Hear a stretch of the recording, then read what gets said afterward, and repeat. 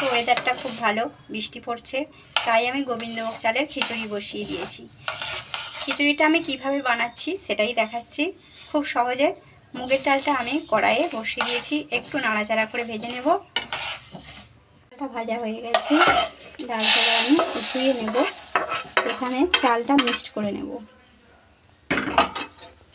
এর মধ্যে দিয়ে দিচ্ছি।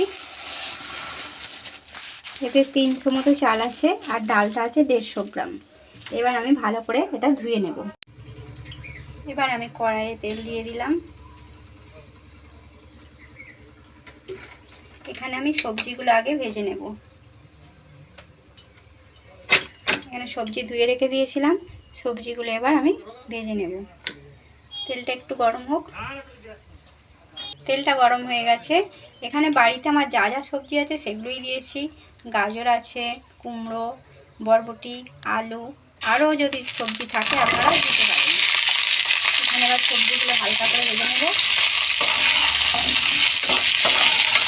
ভাজা হয়ে গেছে, এবার আমি এগুলো তুলে আলাদা করে রেখে দিই। আমি সর্ষের তেল এখানে দিয়ে দিলাম।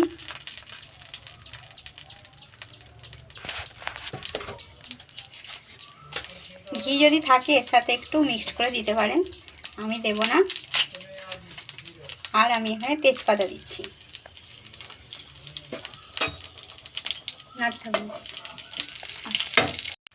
গোটা গরম মশলা দিয়ে দিচ্ছি একটুখানি, আর দেব এখানে গোটা জিরে। গোটা জিরে ফোড়ন দিয়ে দিলাম। এইবার যতক্ষণ না লাল লাল হবে ততক্ষণ অবধি আমাদের একটু অপেক্ষা করতে হবে। এইবার একটু কাঁচা লঙ্কা দিয়ে দিলাম। চাল আর ডালটা ধুয়ে রেখে দিয়েছিলাম, এতে দিয়ে দিচ্ছি।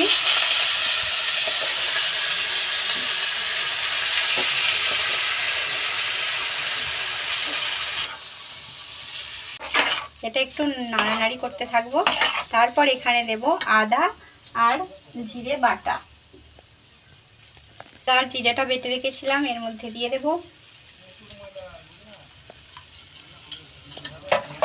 তারপর দেব হলুদ।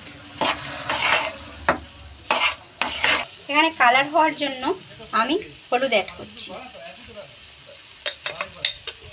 পরিমাণ মতো হলুদ দেবেন।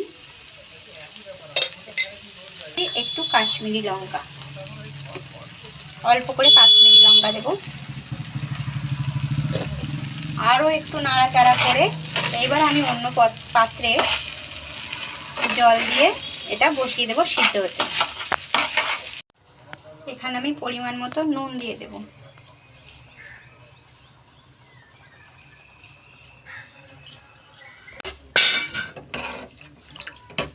সিদ্ধ হওয়া পর্যন্ত অপেক্ষা করতে হবে। এখানে সামান্য তেল দিয়েছি,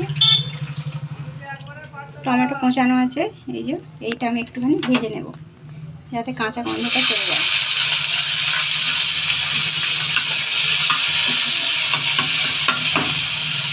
টমেটোটা ভাজা হয়ে গেছে, এবার আমি টমেটোটা এখানে ঢেলে দিলাম। খিচুড়িও রেডি হয়ে গেছে। সামান্য ফুটিয়ে একটু সামান্য চিনি দেবো। এতে একটু অল্প করে চিনি দেবো।